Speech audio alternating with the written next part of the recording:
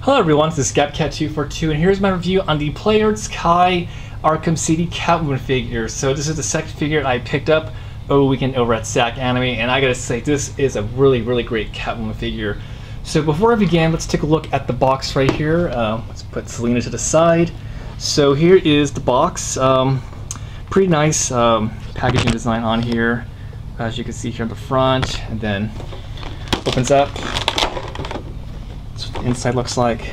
Really nice photo of Catwoman like that, and then that you actually can get that pose out of her, which is really great. And on the back, more really cool shots of here.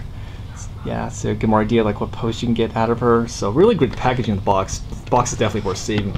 So to Catwoman herself, really great looking figure. This is by far one of the best looking Catwoman figures I've ever seen. When I saw this, I knew right away I had to get this. Great detail on her suit, as you can see here, and this is how she looked in the Arkham City game. And really love the face detail on it. I don't know if you can see that too well, but it came out really great. So her accessories, she came with her whip, as you can see here. It's made out of a nice flexible plastic material, which is great. And then, let's see if we can get her standing. Okay, good. And then she also came with an extra pair of hands. She came with one hand, another hand that's clenched for holding the whip, and I believe two extra hands. One's like, another one is open, and then it was like kind of another claw hand. So that's really cool. And then she also came with a alternate head, which is right here. She has a goggles up and goggles down head. I'm probably gonna keep mine goggles up because I've always liked that look on her. So onto the articulation on this figure. So head moves actually pretty far down and looks pretty far up a little bit. So she can go like that and that. 360 all the way. Again, has those cool Player Sky shoulder joints that go forward and back. Shoulder, just has a bicep swivel. Basic ball joint in the elbows. Hands do 360 joint there. Then there's a little bit of a little joint right there that goes back and forth. And she has double sets of articulation away. She has this crunch, upper crush, which kind of goes pretty up, but does 360. The lower one goes pretty far back, which is kind of neat. She can actually get this far back position and go pretty far into that. Has that really interesting T joint in the legs right here.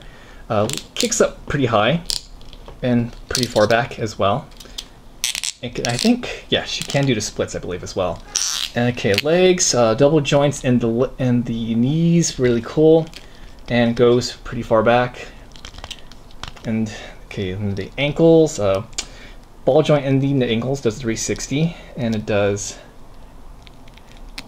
Yeah, so it has a joint right there, which goes pretty nicely. And I believe, note, oh yeah, this one does not. Oh wait, does it? Oh yeah, and also there are toe pivot joints.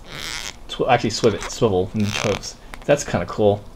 So the only complaint I've had with this figure is right here. This is actually made out of a very rubbery plastic, and I think the reason why they did that was so you can get more range of motion. But over time, as you can see right here, this tends to like get stuck, or it kind of gets in the way from moving.